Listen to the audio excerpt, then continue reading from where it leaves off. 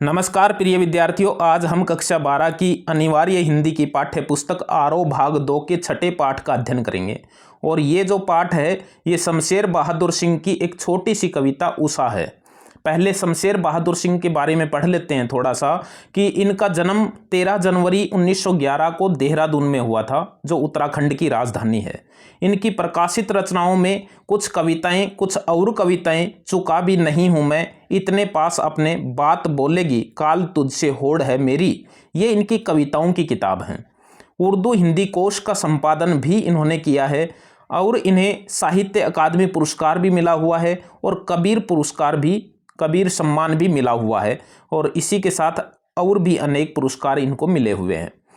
सन 1993 में अहमदाबाद में इनका निधन जो है वो हो गया था।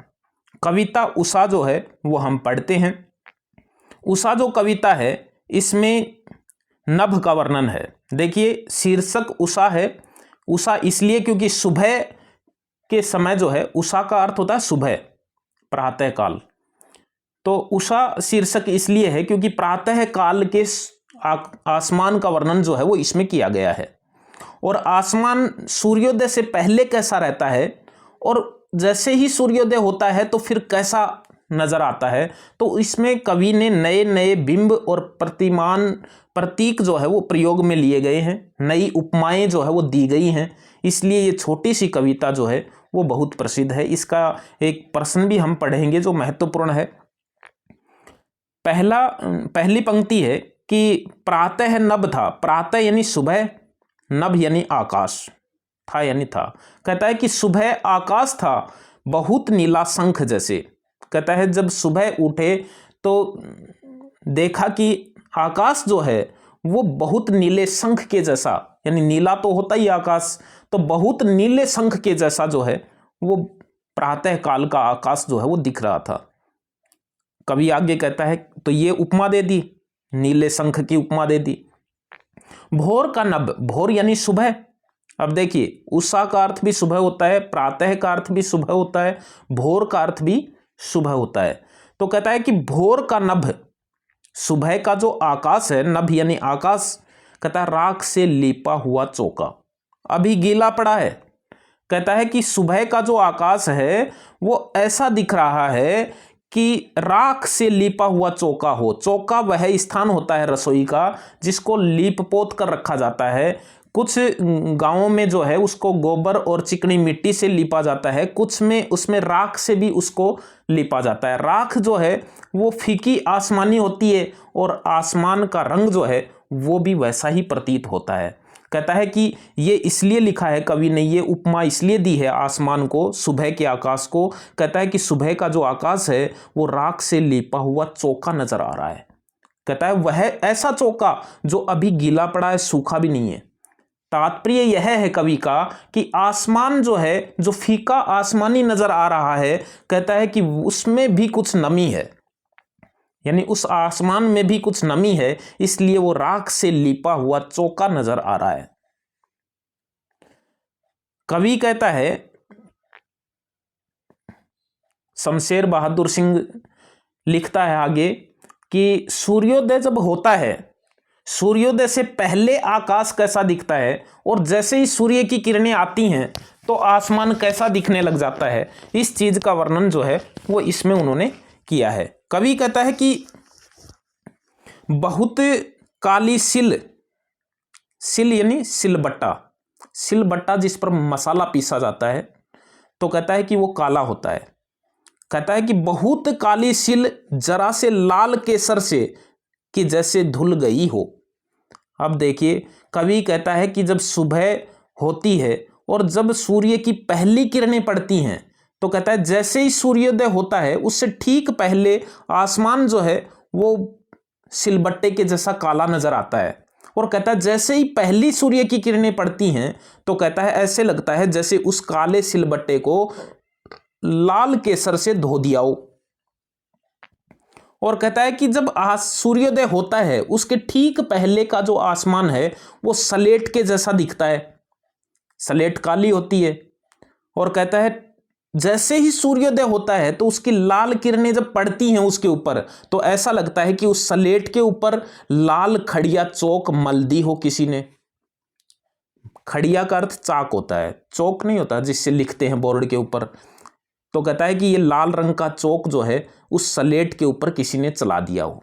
अब इसमें ये समझने की बात है कि कवि ने जो है ये क्या उपमाएं दी हैं आसमान को। कवि कहता है कि सूर्योदय जब होता है, सूर्योदय यानी सूर्य का उदय होता है, उससे ठीक पहले आसमान जो है वो काली सिलबट्टे के समान दिखता है और स्लेट के समान दिखता है। और जैसे ही सूर्योदय होता है, सूर्य की किरणें पड़ती हैं, तो उस सिलबट्टे के ऊपर ऐसा लगता है जैसे किसी ने लाल केसर मल दी हो या लाल केसर से धो दिया हो उसको। और स्लेट जैसा जो आसमान है उस पे ऐसा लगता है सूर्य की किरणें आते ही जैसे किसी ने लाल चौक चला दी हो उस पर। तो काली सिलबट्टे और स्लेट जो है उसका वर्णन इसमें किया गया है कि आसमान जो है वो सूर्योदय से पहले काली सिल लग रहा है और काली स्लेट लग रहा है, और जैसे ही सूर्योदय होता है उसकी किरणें आती हैं तो काली सिलबट्टा जो है ऐसा लगता है जैसे लाल केसर से धो दिया हो उसको किसी ने, और स्लेट रूपी आसमान जो है उस पर लाल चौक किसी ने चला दी हो, मल दी हो। कवि कहता है कि जैसे ही सूर्योदय होता है, जैसे ही सूर्योदय होता है तो उसका रंग आसमानी दिखाई देता है। और कहता है जैसे ही उस पर सूर्य की किरणें पड़ती हैं उसमें, तो कहता है कि वो सूर्य की किरणें जैसे झिलमिलाती हैं, उनकी सफेद किरणें जब झिलमिलाती हैं तो कहता है ऐसा लगता है, कवि कहता है ऐसा लगता है जैसे नीले जल के अंदर कोई सुंदरी स्नान कर रही है और उसकी देह उस पानी के अंदर, नीले जल के अंदर जो है वो झिलमिला रही है।